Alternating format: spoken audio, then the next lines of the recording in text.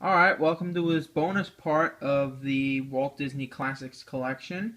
I got 5 other videotapes, and each with its own special story. I got these 5 tapes a couple of weeks ago, and I had intended on filming them, I believe it was April 30th, but I got a surprise trip to go see Aladdin in New York City, so I decided to hold that off until tonight. Late into May. This is the earliest I've been able to do it since then. Alright, but let's get started. I got 5 new videotapes. Each, again, has its own little story behind it. And we're going to start first off with this. The Sword and the Stone. One of the newer releases.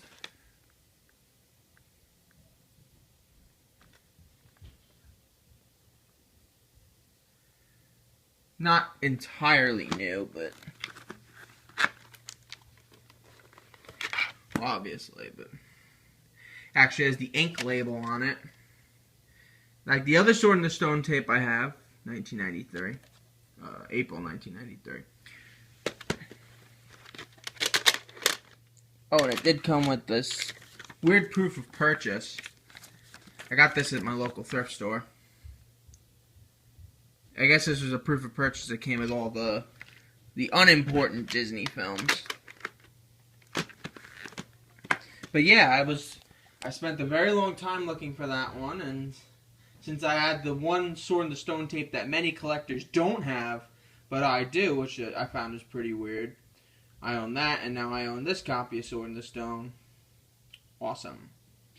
Okay, and then as I was watching one of my tapes of Robin Hood, the tape sort of exploded. What do I mean by that? Well, the reel snapped off, which is pretty rare when it comes to the newer videotapes, but this tape, the tape was fairly old. It was late June. But this copy of Robin Hood, at least I hope I took out the right copy. Like the one that broke, which didn't have the Jungle Book and Rescuers Down Under trailers, this one also doesn't, and it has a much later print date than the last one I had. February 7th, 1994, a couple months before it became a Masterpiece title. I've always wondered why they changed it from the Classics to Masterpiece. I think they could have kept the Classics line going, especially for these films. Okay, let's do Peter Pan next. Don't open on me. Now, there's a distinct difference between this Peter Pan and the Peter Pan that I showed in part, I have no idea, maybe part 16 or part 14. You don't know, I'm going to go part 14, I'm going to guess. If I'm wrong, I don't care. And I doubt you guys do either. The label. Now, the label I showed on the other Peter Pan part, the Peter Pan logo was much bigger. The Classics logo was one of the larger ones on the side, the right side. Still has the same preview, still has the same opening. Christmas lead for an April release for a Christmas tape. That's weird. But it's a different than the other one. Okay, let's go to Sleeping Beauty next.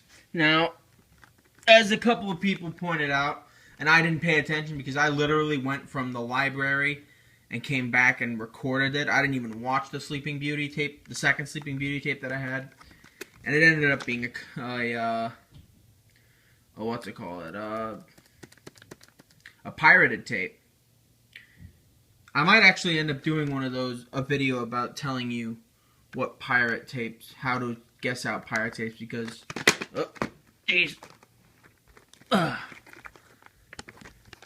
because you spend so much time. Well, the first proof, look at these indents. You may not be able to see them, but these indents prove that it's at least the cover is authentic. When it comes to the tape, bit easier to point out.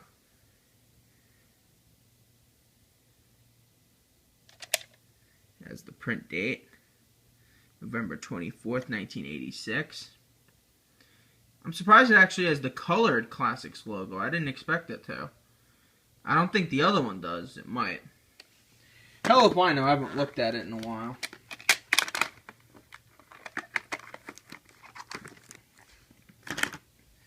And lastly, The Fox and the Hound. And this one has its own special story behind it.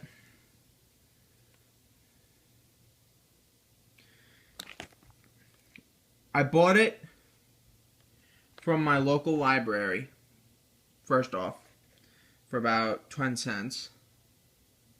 Then I lost it in my car, actually.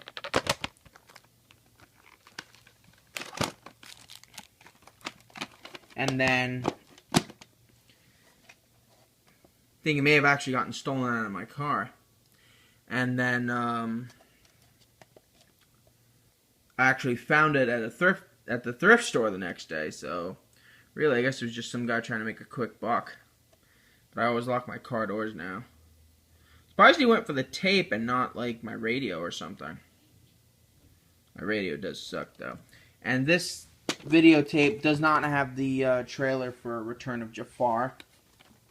Put that back in here.